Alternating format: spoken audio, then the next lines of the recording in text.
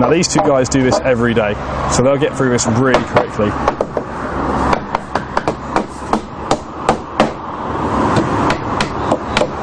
In total, we'd expect our guys to install one of these cabins in this setup in about 1 day, but that'll be at our premises in our garden. It will take a little bit longer to install at the customer site, mainly due to this travel time, how long it takes to get there.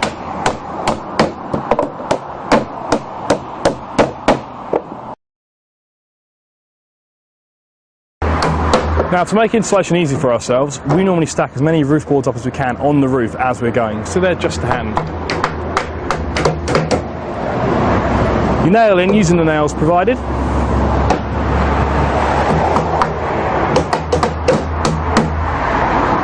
Sometimes you may have to hold the boards, force them into place as you nail them down. But that's perfectly understandable, wood is a natural product.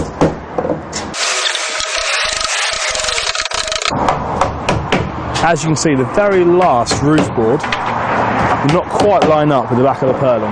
There'll always be some sort of overhang or sort of slight short fall.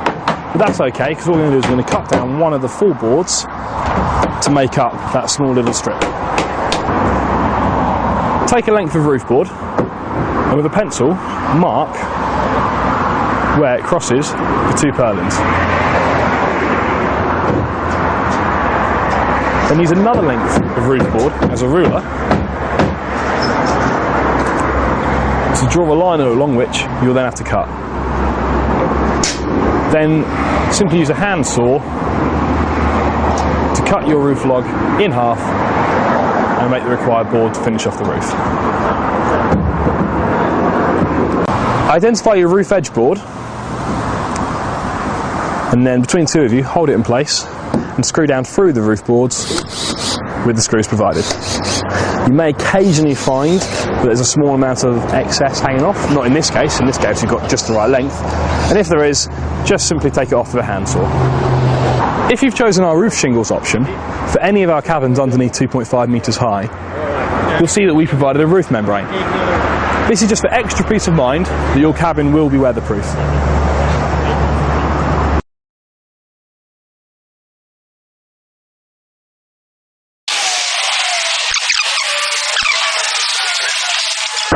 The ease edging board screws into the roof edge trim.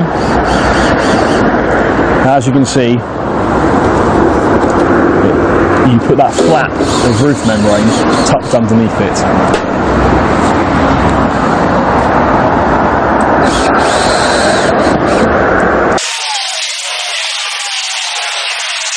These fascia boards are the finishing touches for the roof of the cabin. They screw to this here, which is the rim base.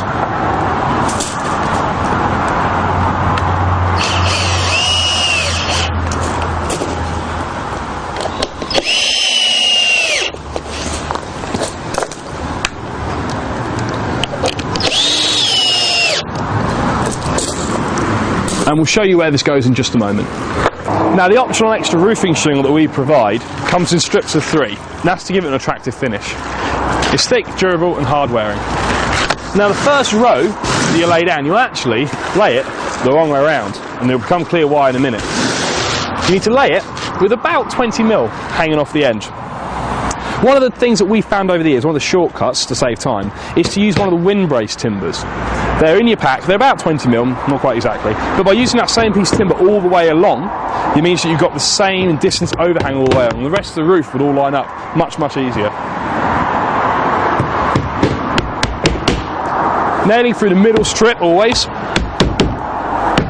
About 3 or 4 nails per shingle sheet. Now, each row of the shingles up needs to be offset. The easiest way to do that is actually just to cut the strip in half using a sharp knife, something that's going to get through the thick, durable roof shingle. Now, remember our first layer we laid the wrong way round, but now the second layer lays the right around, and because we cut it in half, it's offset as we'd want.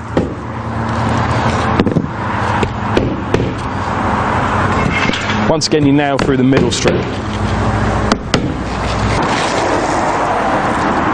Carry on now with full lengths, and the other half of that original shingle tile you should be able to use at the other end of the roof. whatever you do, don't throw away any leftover shingles that you've got, because we're going to use them for the ridge along the middle.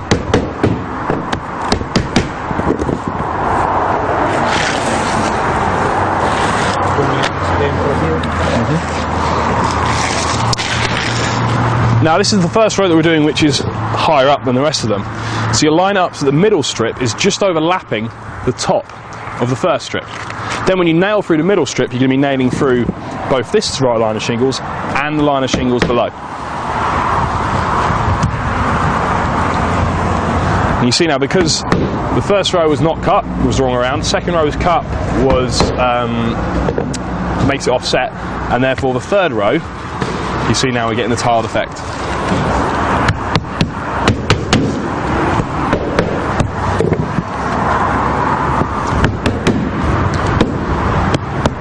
And it's as simple as that. So now I'll leave these guys and they'll crack on within a very short space of time. We'll be up to the roof ridge. We use a 19mm roof board, which means these clout nails can go in anywhere. You haven't got to line them up with a purlin or anything like that. They're not long enough to go through and protrude through the roof of the cabin. Now we nail through the central strip of these shingles, leaving the bottom half of the shingle overlapping onto the previous one. Now on the central strip you'll see it has these dark patches. Now these heat up in the sun and stick down the tiles, just as an extra level of weathering, you know, protecting against being blown off in the wind.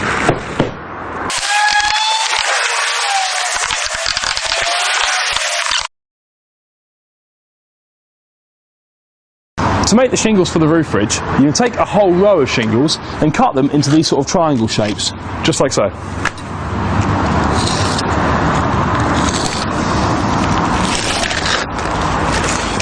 And that's how you make the shingles for the roof ridge. Once you get to the roof ridge, the two rows of shingles from each side simply overlap each other. And then for aesthetics, to finish it off, we're going to use the pieces of shingle we cut earlier, and we're going to nail them across the ridge. Now we've got another board here, we're using one of the spare floorboards as a ruler, just to make sure it's all nice and straight.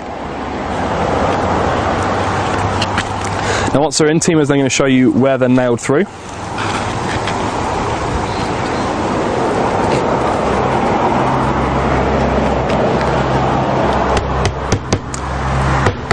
So the reason you do it into the front corners is because the front corner and the second one back is going to go through both.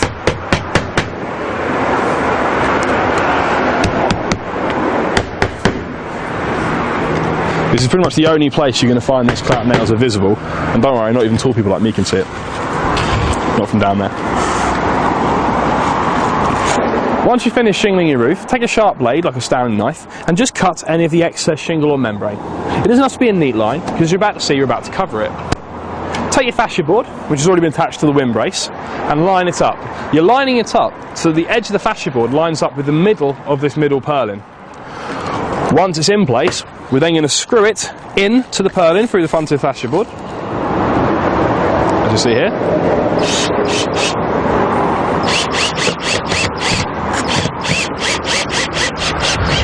And we're also going to screw it down through the windbrace, lining up again with where the purlin is.